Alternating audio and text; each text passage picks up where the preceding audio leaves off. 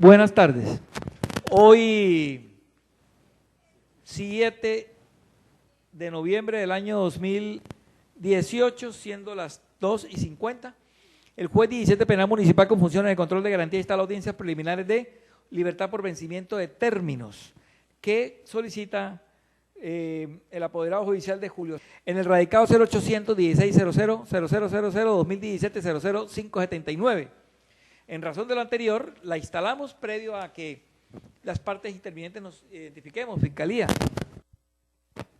Muy buenas tardes, su señoría. Usted y demás asistentes a la presente audiencia pública actúa en calidad de defensor del señor Julio C. Suscrito Daniel Giovanni Neira Ríos, con cédula 1105-670-628, en el municipio del Espinal, Tolima, y titular de la tarjeta profesional 256-969 del Honorable Consejo Superior de la Judicatura. Efectos de notificaciones: continúa siendo la carrera quinta número 699, Barrio Centro, instalaciones del Instituto Tectol en el municipio de Rovira, Tolima. En constancia de que él renuncia al hecho de estar aquí presente, pues le damos el uso de la palabra para que usted nos diga cuáles son las circunstancias fácticas y las jurídicas por las cuales ha de otorgarse la libertad por vencimiento de términos. Lo escuchamos atentamente.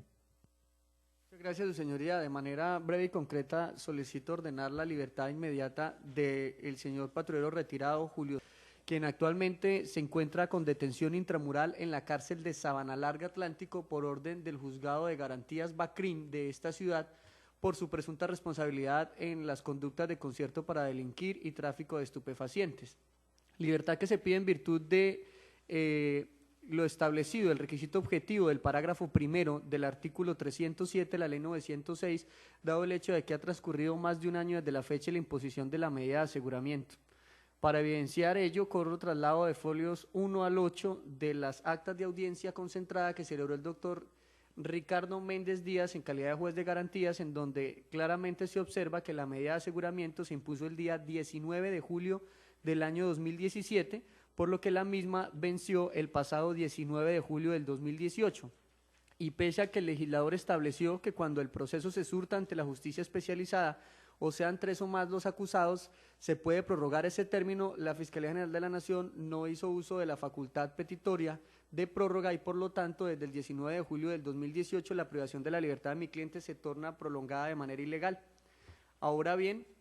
atendiendo la pauta del legislador, según la cual, abro comillas, los jueces control de garantías para resolver sobre la solicitud de levantamiento de la medida de aseguramiento deberá considerar el tiempo transcurrido por causa de maniobras dilatorias atribuibles a la actividad procesal del interesado o su defensor, cierro comillas. Procedo a expresarle que durante todo el año de duración de la medida no existió la más mínima actividad dilatoria del interesado ni del suscrito defensor. Tal es así que, como podrá verse a partir del folio 9 de los documentos de los que correré el traslado al final de mi intervención,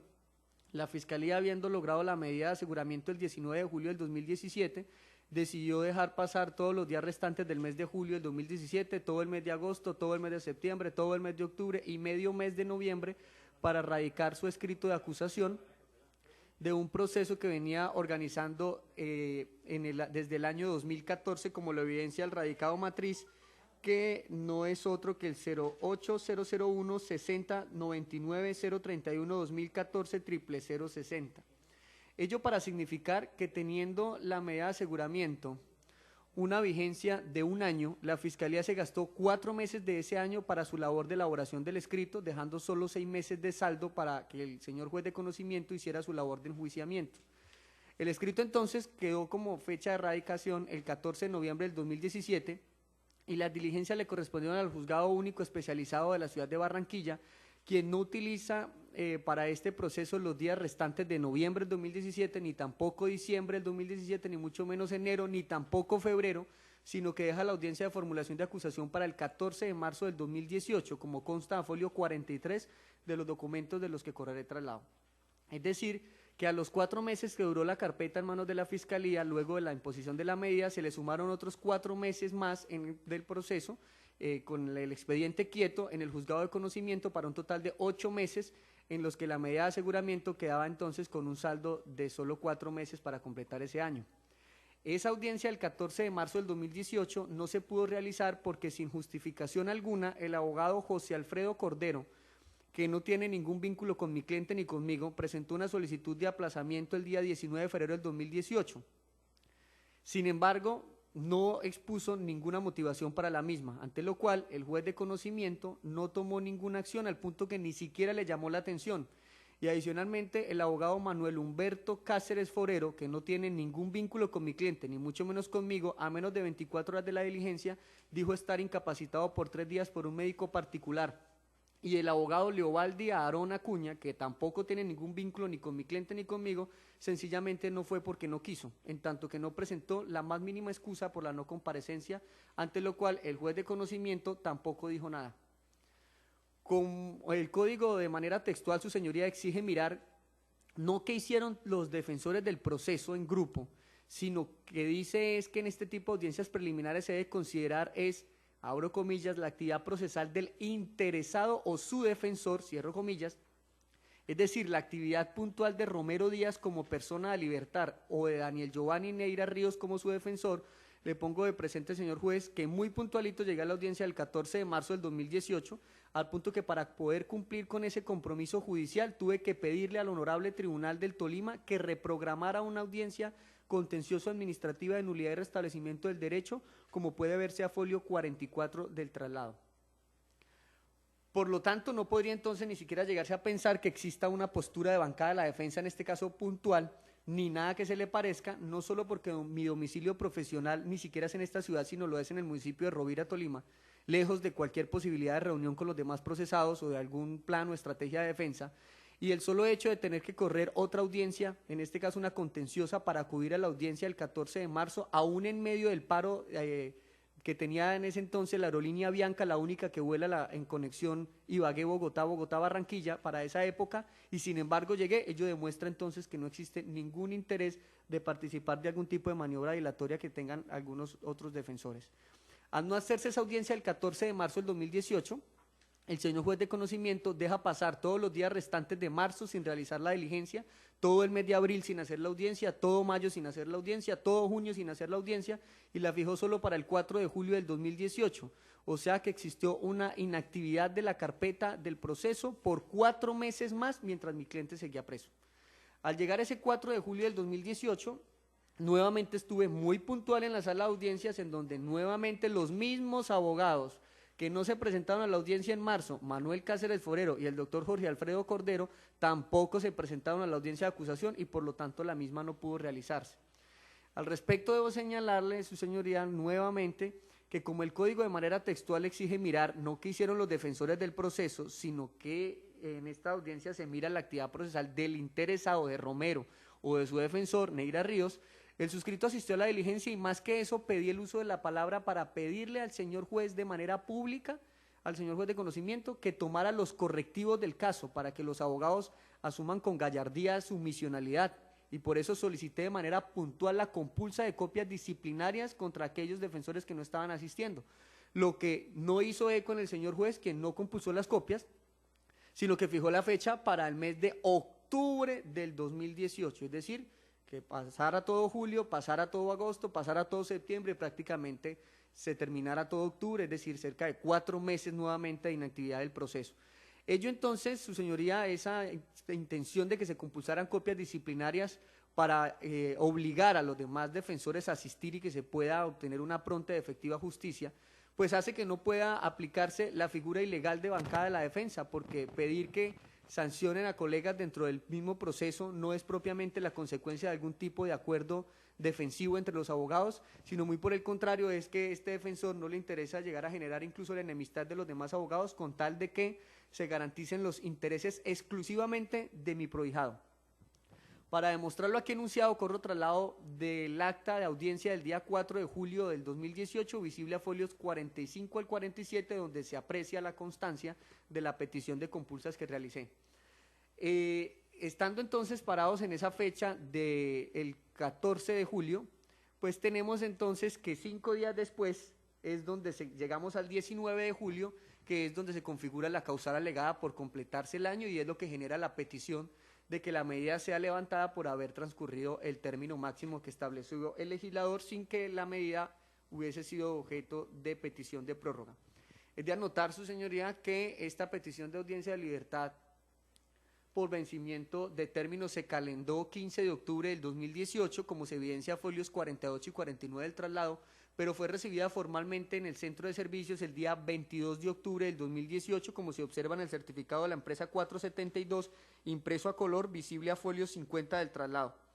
Es decir, su señoría, que entre el 19 de julio del 2017, que es la fecha de imposición de la medida, y el 22 de octubre del 2018, que es la fecha en que se pidió formalmente esta audiencia, transcurrieron un total de 458 días de la medida de aseguramiento intramural, y debe tenerse en consideración un aspecto adicional, y es que entre el 14 de noviembre del 2017, que se radicó el escrito de acusación, y el 22 de octubre del 2018, que se invocó el vencimiento de términos, transcurrieron también 342 días sin que se instalara el juicio oral, lo que quiere decir que se generó en forma simultánea otro vencimiento de términos en favor de la libertad de mi provijado, como lo es el establecido en el numeral quinto del artículo 317,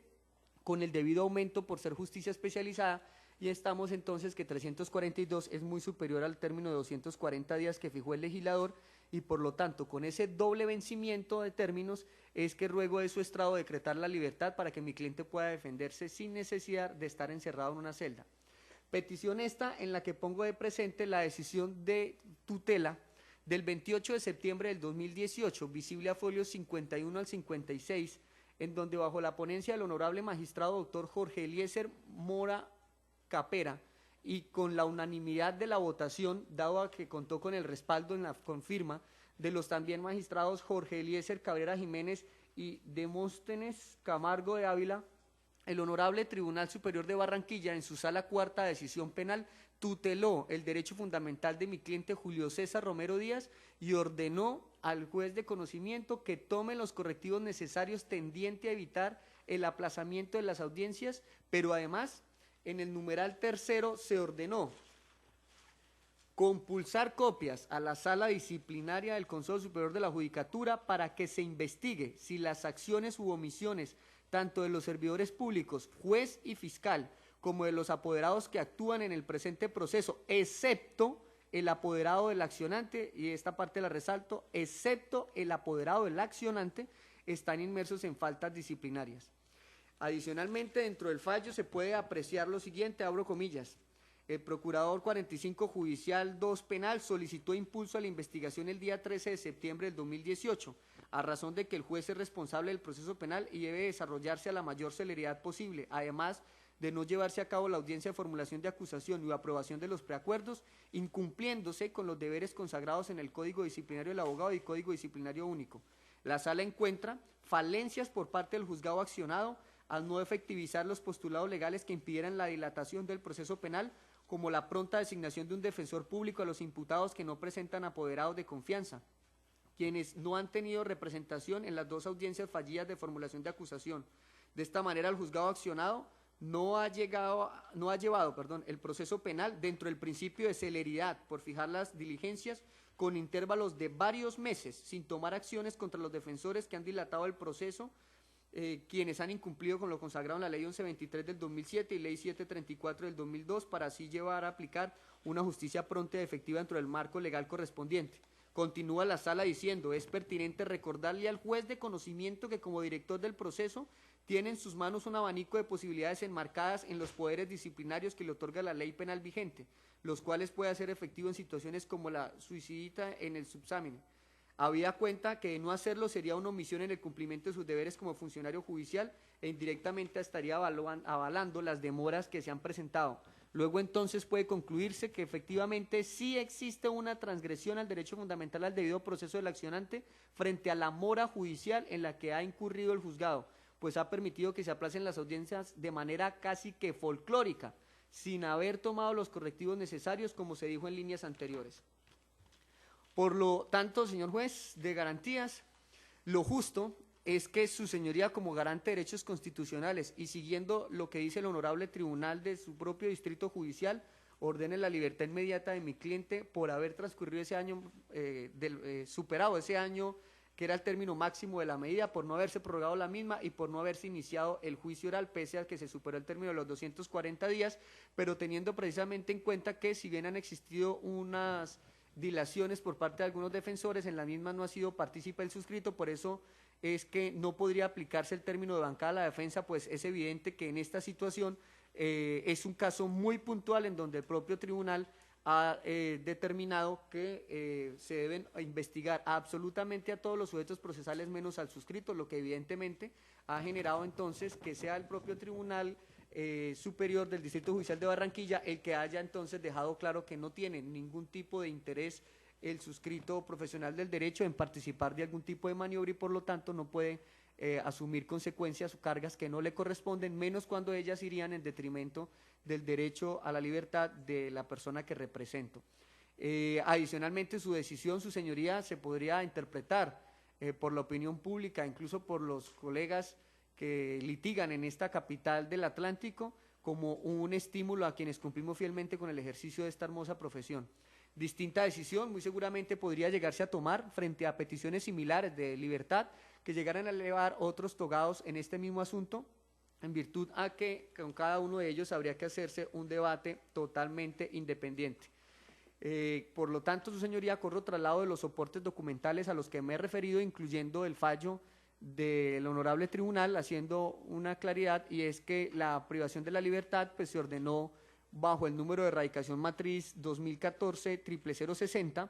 y actualmente pues el proceso luego de la erradicación del escrito de acusación quedó con la erradicación 2017-00579, que es la que nos ocupa, ello en virtud de que en caso de que su señoría atienda la petición de este defensor de manera favorable, pues se pudiese hacer esa claridad en la boleta de libertad en aras de que por formalismo no exista ninguna situación que obstaculice la libertad de mi cliente por parte del personal del IMPEC. Corro entonces, su señoría, traslado de los documentos a los que me he referido, quedando debidamente sustentada la petición de libertad por vencimiento de término. Muchas gracias. Lentamente a las partes, atenderá pues las solicitudes y va a resolver de la siguiente manera.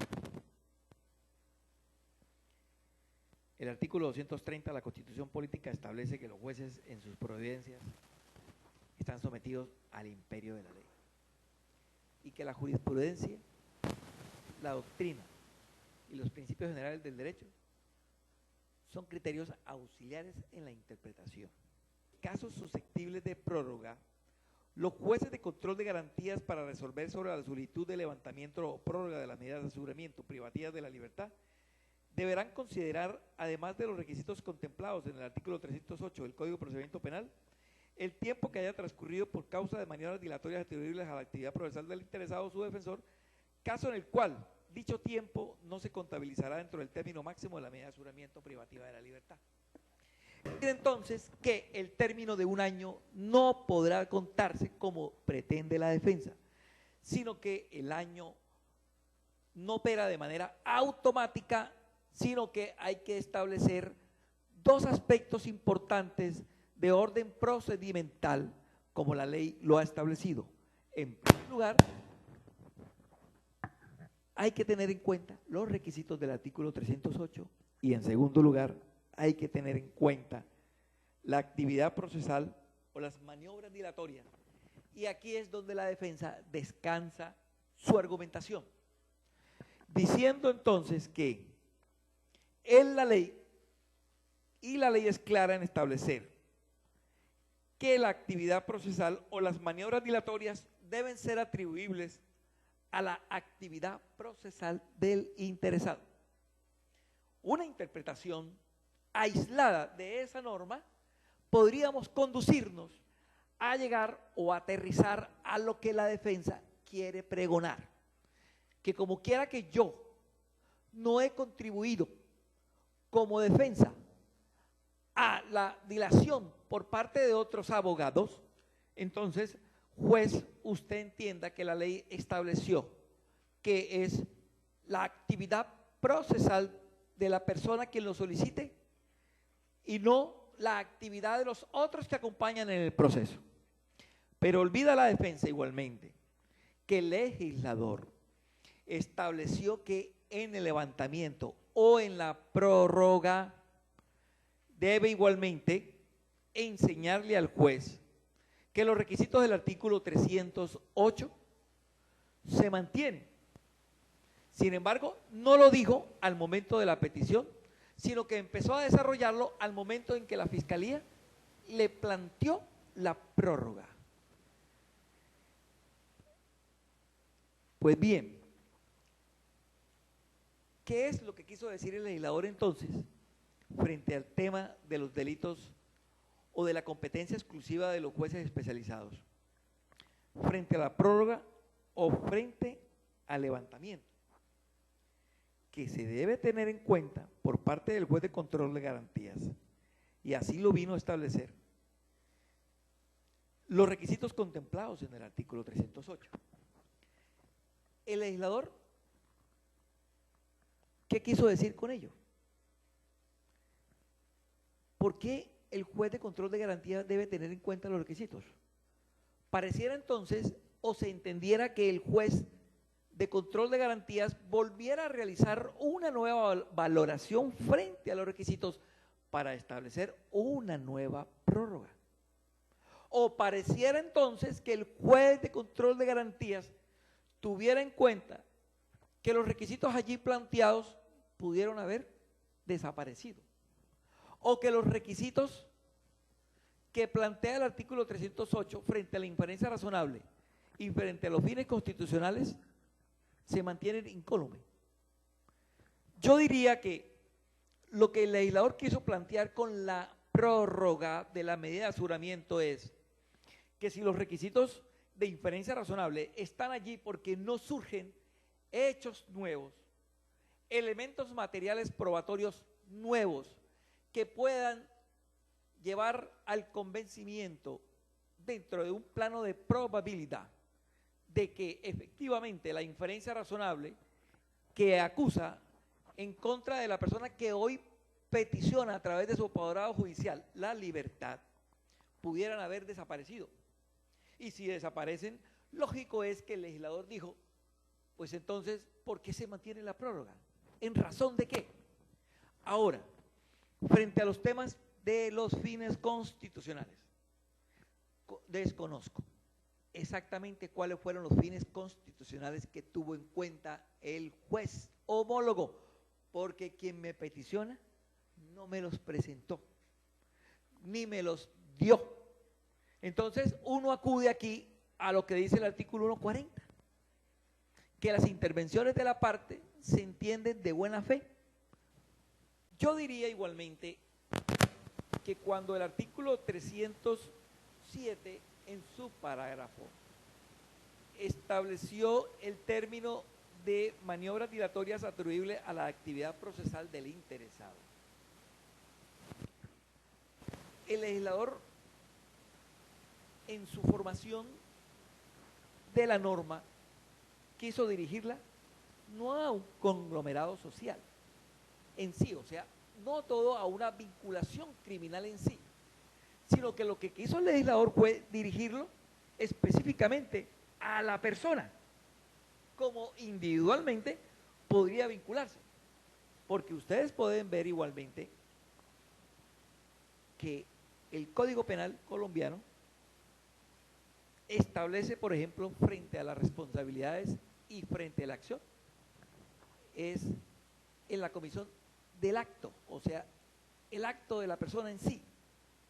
No habla específicamente, y ustedes pueden observar en los artículos 22, 23, 24, 25, cuando habla de la acción y de la omisión, no se refiere a un conjunto de personas, sino se refieren a la persona. En ese contexto, lógicamente que el legislador, cuando quiso formalizar o formar el cuerpo normativo en ese parágrafo, refirió a un solo acusado, indicando entonces que las maniobras atribuibles a él no eran o habían que descontársele. Pero bien, ¿cuál es el tema de las maniobras dilatorias, de las cuales el doctor, aquí el fiscal, me ha traído 3 habeas corpus frente al tema de la unidad de la defensa? Es que el tema de la unidad de la defensa no es porque todos se pongan de acuerdo para dilatar el proceso y entonces las audiencias no se lleven a cabo. Ese no es el tema que la Corte tomó. Porque es que sería como tratar de investigar o averiguar si en verdad el doctor se pone de acuerdo con Juan o se pone de acuerdo con Pérez para que ustedes vayan hoy y yo voy es pasado mañana, pero ustedes no han pasado mañana, pero yo voy 4 días después. La Corte no empezó a tomar ese tema porque es difícil averiguarlo. Precisamente empezó la Corte y ahora con sus temas que ustedes también igualmente lo trae a colación. En el año 2016, por ejemplo, hay una del magistrado Fernando Alberto Castro Caballero que trae a colación precisamente, y lo trae todo lo que usted leyó, un radicado del 2014, cuando la Corte estableció 2014 el 43165. Por último, es necesario precisar que en el examen de algunos aplazamientos no se produjeron por causas del representante judicial del actor, sino de los apoderados de sus compañeros de causa.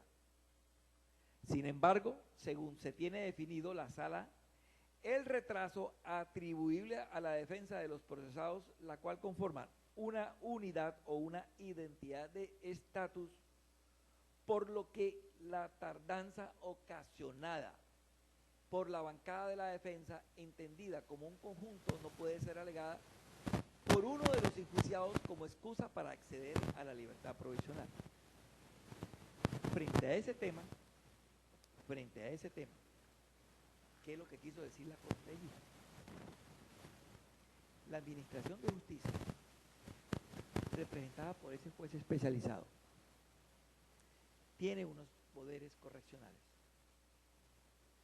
Y ese juez especializado, en cada audiencia, determina una fecha para llevar a cabo esa audiencia de acusación o esa audiencia preparatoria.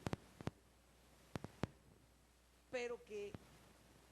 debido al grupo de abogados que se encuentran allí, que puede ser 4, 5, 10,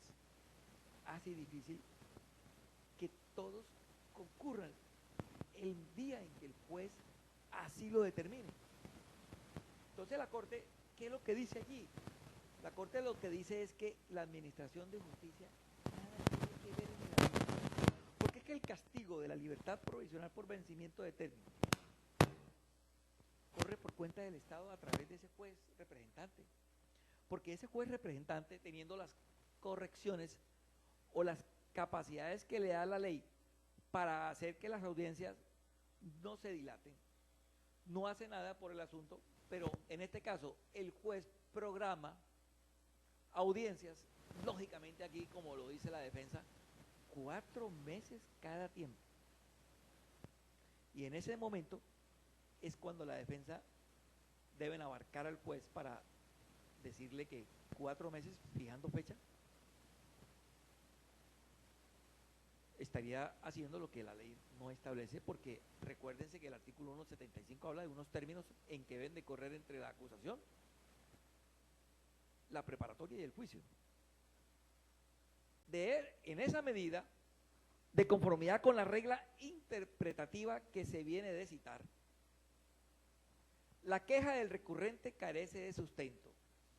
pues aún cuando no en todas las ocasiones la audiencia de formulación de acusación fracasó por causa atribuible al defensor del accionante Cervantes Enrique, lo que sucedió solo en 2 oportunidades, es lo cierto que en las restantes ello ocurrió debido a la inasistencia de los demás abogados, de donde se sigue que, considerados todos los apoderados una unidad defensiva, la actuación dilatoria de alguno de ellos,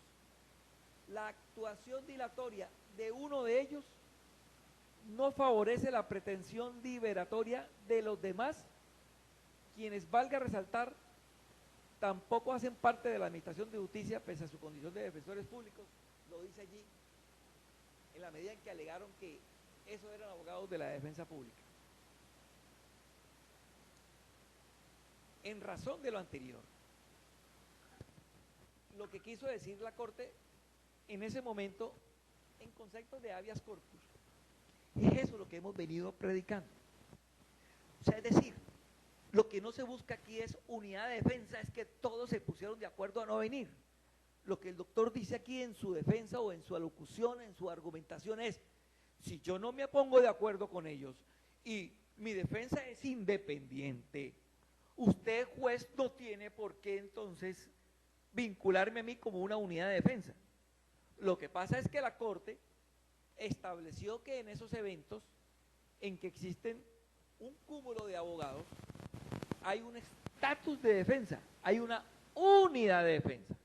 Y uno de ellos, entorpece el normal desarrollo de la actuación, perjudica a los demás, así estos hayan asistido.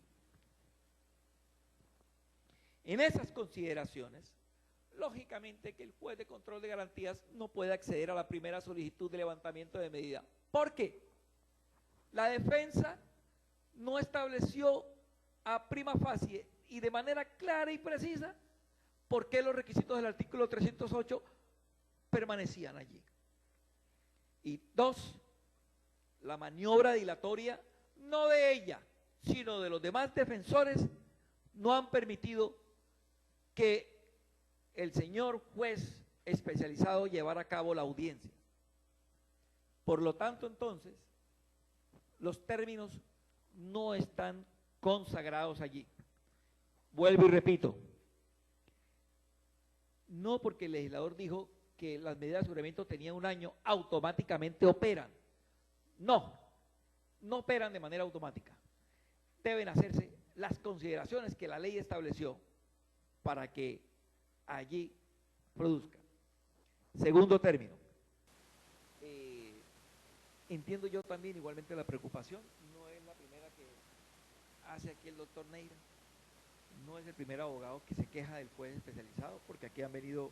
cantidad de abogados a pedir la libertad por vencimiento de término. No sé cuáles son las razones que él tiene, no me minuscuyo en la dirección de sus actuaciones y de su despacho, pero a partir de la presentación, solo radicándose el 14 de marzo, lógicamente que los términos que pudieron haber corrido allí, diciembre, enero, febrero, marzo, 4 meses, casi los 120 días, pues lógicamente que esas situaciones no fueron advertidas o no podrían descontarse porque, como lo hemos venido manifestando en mi inicial argumentación, no comparto los criterios de la defensa en el entendido de que no sostenga usted la unidad de la defensa o de la bancada. Yo me acojo al planteamiento de la Corte Suprema de Justicia. No porque, vuelvo a repetir, no porque ellos todos se pusieron de acuerdo como bancada. Es que así lo dicen los abogados, por Dios. Ellos hablan de una bancada, aquí no existe bancada. Porque es que la bancada es cuando todos, de común acuerdo, o porque el defensor allí o el imputado ha dicho allí, mire, yo voy a nombrar un abogado y 5 suplentes. Y entonces dice, aquí actuamos en bancada. No, no es una bancada. Ellos inventaron un cuento de bancada, se llama estatus o unidad de defensa. Porque existe una unidad, o sea, hay una defensa comunitaria o una defensa individual o una defensa de varios. Eso es lo que refiere la Corte. Entonces, la Corte dice que la ausencia de uno de ellos perjudica al otro, necesariamente va a perjudicar al otro, así el otro sea paciente, ha sido una persona muy juiciosa en comparecer a las audiencias. Entonces, tampoco se realiza, esos términos tampoco pueden contársele a favor de nadie. Entonces, en razón de lo anterior, no existe o no se han completado ni siquiera los términos que atraviesa el artículo 317, 240 días, porque se trata de justicia especializada, para deprecar o pregonar aquí la concesión de una libertad provisional por vencimiento de términos. Desafortunada resulta decirlo. Mire, yo sé que hay decisiones que no gustan, pero los jueces de control de garantías en el ejercicio de de la jurisdicción que le entrega la ley. Es decir, vea juez, usted tiene una jurisdicción allí. ¿Cuál es? Que usted está investido para resolver una petición. Y el juez, aquí el suscrito, acoge los planteamientos de la Fiscalía. Yo no entro a debatir el tema, igualmente que se debatió allí, que el doctor Neira conocía parte de la defensa, porque yo no voy a entrar en ese tema, porque el tema lo resuelvo diciendo que para mí la unidad de defensa no es el acuerdo entre todos los abogados para no dejar que el abogado o que el juez haga audiencias. Ese no es el tema de unidad de defensa o de bancada, como quieren decirlo. La unidad de defensa o de estatus, como la Corte lo ha dicho, es que desafortunado resulta decirlo en procesos donde hay varios capturados, varios detenidos, varios enjuiciados o acusados, con varios defensores, todos ellos conforman una unidad. Todos ellos conforman una unidad. ¿Por qué? Porque ellos todos están reunidos con un propósito. En ese momento, pedirle a un juez de conocimiento que absuelva a mi cliente o a mi protegido por una situación de presunción de inocencia. Tercer punto, el tema de la revocatoria, el tema de la prórroga. Hay una petición, y se me olvidaba decirlo, claro que lo dijo la Corte. La Corte dice, en uno de los, creo que es el de uno de los aforados, o el caso de la investigación, no recuerdo. La Corte dice que cuando exista una solicitud de prórroga, un juez de control de garantías no puede resolver primero el levantamiento, sino que tiene que resolver la prórroga. Y que cuando haya una solicitud de levantamiento y asisten todas las partes, dice juez, haga la prórroga y después haga el levantamiento. Pero si usted hace la prórroga, pues lógicamente que tiene que negar el levantamiento. Eso es así. Entonces, habiendo una petición por parte de la Fiscalía, presentada el 6 de junio del año 2018, en las que está solicitando prórroga de medida de aseguramiento, lógicamente que si se puede observar allí la petición está en referencia de qué? La relación de las personas a las que se pretenden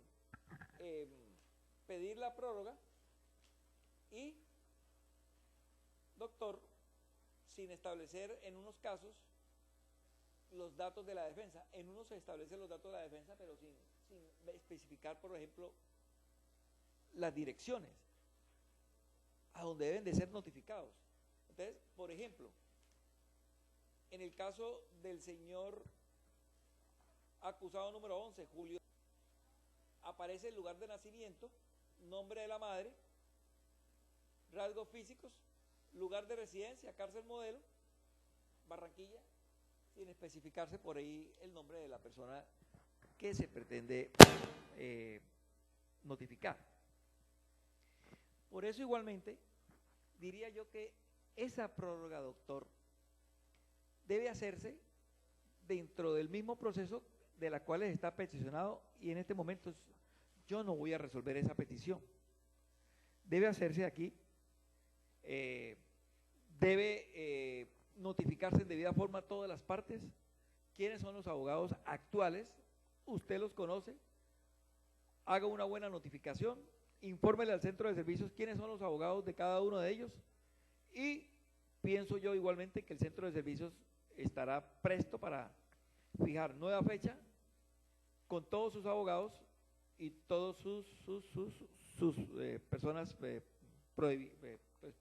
acusados. Yo no voy a desarrollar entonces el tema de la prórroga en este momento, ni tampoco voy a compulsarle copias al centro de servicios judiciales, porque igualmente habría que establecer, por ejemplo, o mirar ¿cuál es el expediente? Este es el que tiene la Fiscalía. Habría que mirar cuál es el expediente que tiene el Centro de Servicios. ¿Cómo lo han manejado frente a las notificaciones? No lo tengo. Yo me abstengo entonces igualmente de compulsarle copias pues a los empleados del Centro de Servicios porque carezco de información precisa frente a esa petición. Por todas las razones expuestas, el juez 17 penal municipal con funciones de control de garantías no va a acceder a la petición que me presenta el doctor Neira en representación judicial del señor aquí presente, por las razones que yo expuse. Mi decisión tiene recursos. Lo dice el artículo 160,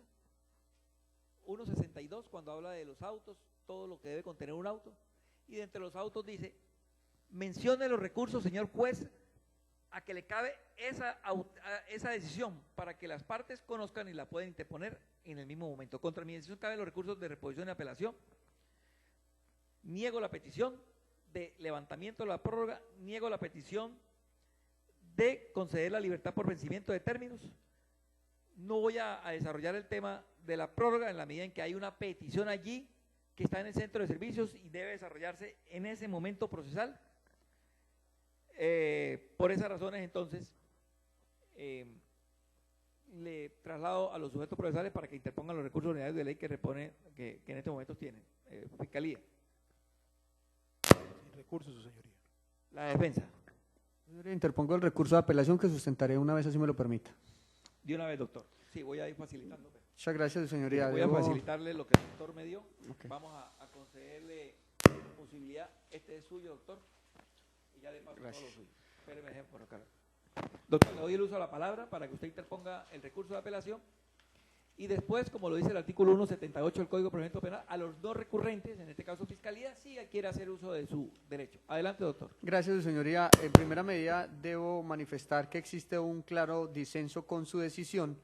la cual respeto pero no comparto, y ese motivo de disenso es con relación a la confusión que existe por parte del ACUO en lo relacionado con cuál es el estudio que debe hacerse en audiencias de vencimiento de términos. Nótese que se ha negado inicialmente mi petición de libertad basado en que, según su señoría, el suscrito debía exponer dentro de la argumentación lo relacionado con el cumplimiento de los requisitos del artículo 308 como soporte de una petición de vencimiento de términos, que es un conteo de si se presentó o no un año de medida de aseguramiento. Por eso yo considero que no puede exigirse que el defensor llegue a una audiencia de vencimiento de términos a atacar inferencia razonable, a atacar los fines constitucionales, pues estaría mezclando una audiencia de control de términos, que es una situación netamente de calendario en donde se revisa si ha transcurrido el tiempo y cuál ha sido ese trámite procesal que ha impedido o no el desarrollo normal del proceso, con una audiencia totalmente distinta donde sí se atacan el contenido del 308, como lo sería la audiencia de revocatoria de medida de aseguramiento consagrada en el artículo 318. Si la intención de este defensor fuera atacar si la medida es necesaria, si no es necesaria, si existía o no, o si en la actualidad todavía se conserva esa inferencia razonable, no había pedido nunca una audiencia de libertad por vencimiento de términos, sino que había acudido era una revocatoria o una sustitución de la medida. Mi petición basa exclusivamente en lo relacionado con unos términos vencidos y en donde no han existido actuaciones dilatorias por parte de este defensor, ni mucho menos del interesado con la diligencia. Por tanto, no pueden hacerse exigencias distintas a las meramente objetivas relacionadas con el paso del tiempo. Adicionalmente, debo manifestar que se solicita por vía de alzada se revoque la decisión adoptada, en tanto que por mandato constitucional el juez está sometido al imperio de la ley y no a decisiones de habeas corpus, por más de que las mismas hayan sido proferidas directamente por la Honorable Corte Suprema de Justicia. Y ello es por una sencilla razón, no porque el suscrito desconozca las calidades académicas de la Corte, sino que en las decisiones de habeas corpus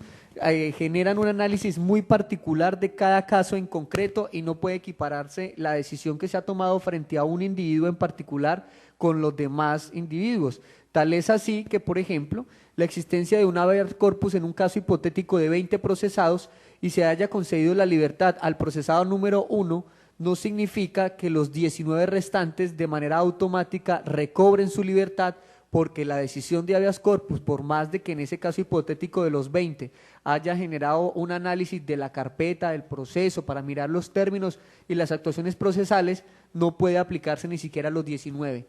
restantes de ese caso hipotético, pues mucho menos puede ocurrir como está ocurriendo en este caso, en donde decisiones de habeas corpus de casos totalmente diferentes se están aplicando de manera puntual a esta decisión y se está dejando de lado el análisis del comportamiento puntual de Romero Díaz como interesado y de su defensor.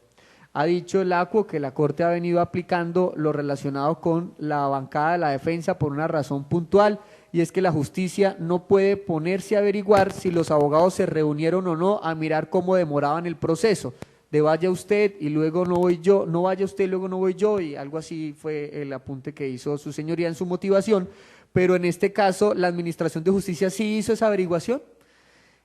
la Administración de Justicia sí hizo esa tarea de ponerse a averiguar qué es lo que ocurrió al interior del proceso, por culpa de quién es que se ha dilatado la actuación, quiénes son los que tendrían una aparente responsabilidad. Y ese análisis, esa averiguación, esa investigación de qué es lo que ha pasado en este caso, la hizo nada más y nada menos que la Honorable Sala Cuarta Penal del Tribunal Superior del Distrito Judicial de Barranquilla, y sacó unas conclusiones muy, pero muy puntuales, y esas conclusiones son de que el señor juez de conocimiento está llevando de manera folclórica el proceso, y siendo un término que no es mío, sino es de la Corte en su fallo,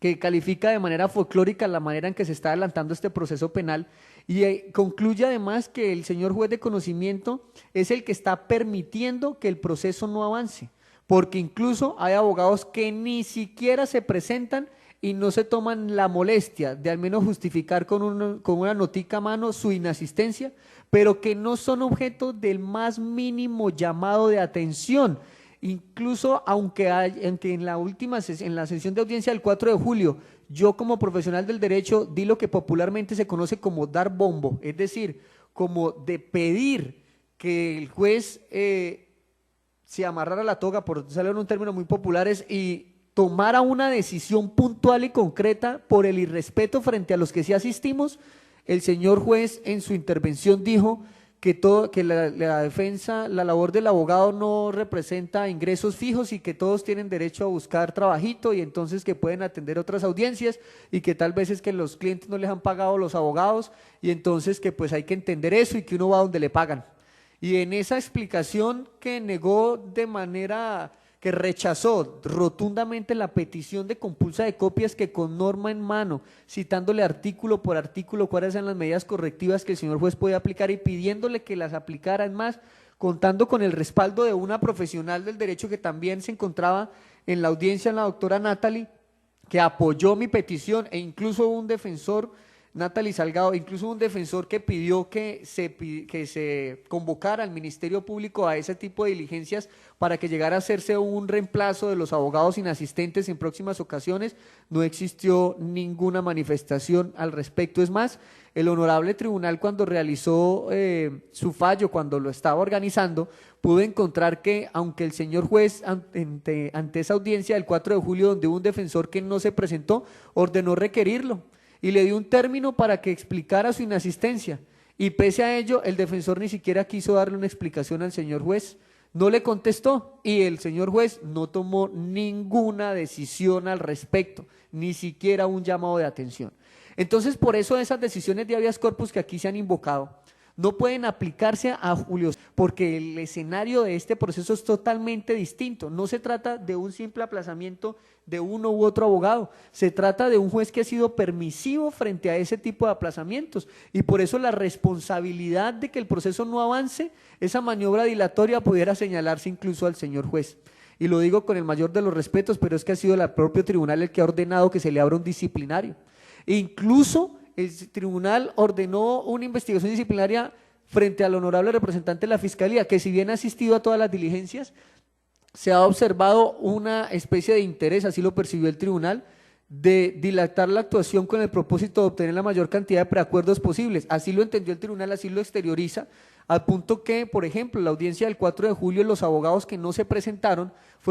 algunos de ellos habían hecho preacuerdo desde abril, pero no radicaron el escrito de preacuerdo estando firmado con fecha de abril, sino hasta con posterioridad a la audiencia del 4 de julio. Y precisamente esos profesionales del derecho son los mismos que no se presentaron a la audiencia del 4 de julio porque ya sabían que desde abril tenían su preacuerdo. Y entonces, a raíz de eso es que existe ese disenso en el señalamiento de unidad de bancada, en tanto que no puede permitirse de ninguna manera que en este caso puntual se afecte la libertad de una persona por una serie de actividades en la que no ha tenido el más mínimo compromiso. El término de unidad de defensa no puede aplicarse aquí porque existe una clara desmarcación de ese estatus de defensa y la indisciplina de algunos defensores no puede seguir cobijando a todos los procesados. Esa es una estimulación que habría que hacer en el ejercicio tal vez de un eventual habeas corpus en este proceso que incite a la Honorable Corte Suprema de Justicia tal vez a cambiar su postura al respecto, analizando que no en todos los casos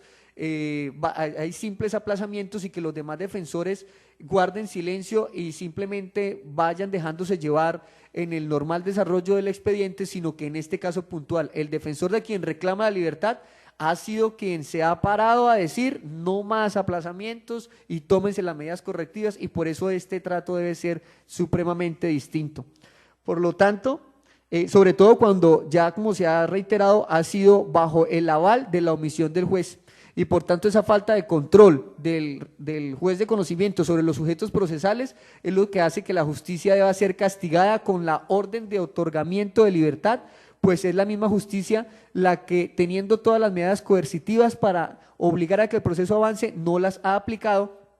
y por eso hay que tener en consideración que el propio ACUO ha expresado de manera puntual en esta audiencia, en su decisión, que hay un reconocimiento de que existen quejas repetitivas, frecuentes contra ese juzgado especializado de Barranquilla, y entonces, ¿cuál es la solución? Seguir esperando hasta que algún día los procesados puedan estar acompañados de la totalidad de defensores. Eso no es lo que puede hacer carrera en este distrito judicial, sino que debe eso traer unas consecuencias, y esas consecuencias las plantea el propio tribunal en el fallo de tutela, porque ha señalado allí lo siguiente, abro comillas: también se le recuerda al fallador de primer nivel que en caso de existir la prescripción de los delitos que se discuten o de presentarse un vencimiento de términos imputable a su omisión de aplicar los poderes correctivos, puede eventualmente estar en curso en falta disciplinaria, cierro comillas. Es decir, que el propio tribunal está reconociendo que se estaría configurando un vencimiento de términos imputable a la omisión del juez de aplicar los poderes correctivos, y eso es precisamente lo que aquí ha quedado palpado. Es decir, que no solamente se debía otorgar la libertad porque este defensor y el interesado no han hecho maniobras dilatorias, sino que la decisión debía fundarse en que esa omisión del juez es la que ha permitido el vencimiento. El propio tribunal advierte que sí se configuraría un vencimiento de términos, de lo contrario no hubiera hecho esa observación y habría simplemente hablado de la prescripción, que sí aplicaría por más de que existan aplazamientos de cualquier abogado, pero en este caso abre la puerta a que sí pueda presentarse un vencimiento de términos, y si el tribunal tiene claro de que sí podría haber un vencimiento de términos es porque es consciente que este caso debe tener un análisis en particular. ¿Y cuál es el análisis que se pretende? Pues el de que se aplique la ley de manera literal, y ello es en virtud de un principio del derecho supremamente conocido y que aquí se está inaplicando, como es el principio de legalidad, que ruego al señor juez de segunda instancia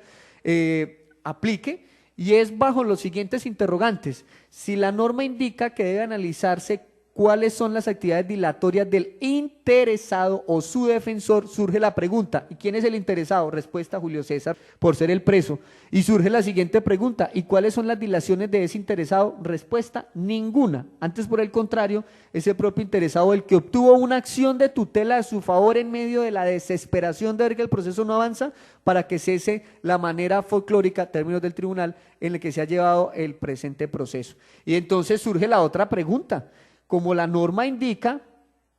que debe analizar la actividad dilatoria del defensor, surge la pregunta. ¿Y quién es el defensor? Daniel Giovanni Neira. ¿Y cuál es la dilación de ese defensor? Respuesta: ninguna.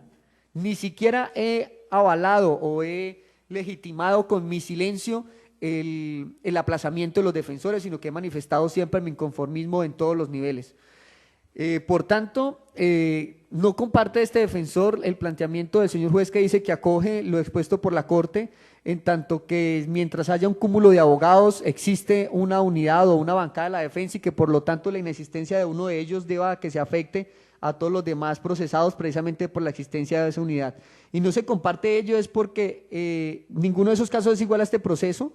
y adicionalmente se existiría una situación especial, y es que si el tiempo que transcurre entre una audiencia y otra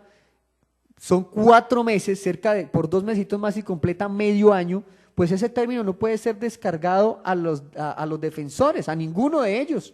ni siquiera a los que han pedido aplazamientos, porque lo que se espera es que esas audiencias, la más larga, que es la que se permitiría dar un tiempo prudencial para que el defensor realice su labor, es la de entre acusación y preparatorio, y se habla de 45 días. Y en este caso, de una acusación a otra acusación se están fijando términos de 4 meses. Entonces surge la pregunta, señor juez del circuito, ¿quiere decir que entonces, si por la congestión eventual que tenga el señor juez único especializado, no tiene espacio en la agenda para programar en este proceso, sino una sola audiencia al año,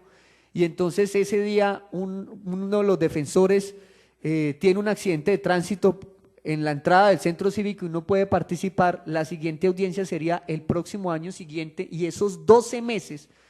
serían recargados a la libertad de los procesados? No tendría nunca manera de determinar o de encontrar la libertad a algún procesado, y la manera más fácil sería esperar a que prescriba o que cuando llegue eventualmente a emitirse una condena, ya con el término de la medida de aseguramiento esté próximo a completarla. Y es por ese motivo que considero que debe revocarse la decisión y que en reemplazo de ella debe ordenarse la libertad por vencimiento de términos en cualquiera de sus 2 ítems planteados, ya sea por la superación del año o por el hecho de haber completado 8 meses sin que se instalara la audiencia de juicio oral. Y esa petición pues también incluye el disenso con la negativa de la compulsa de copias,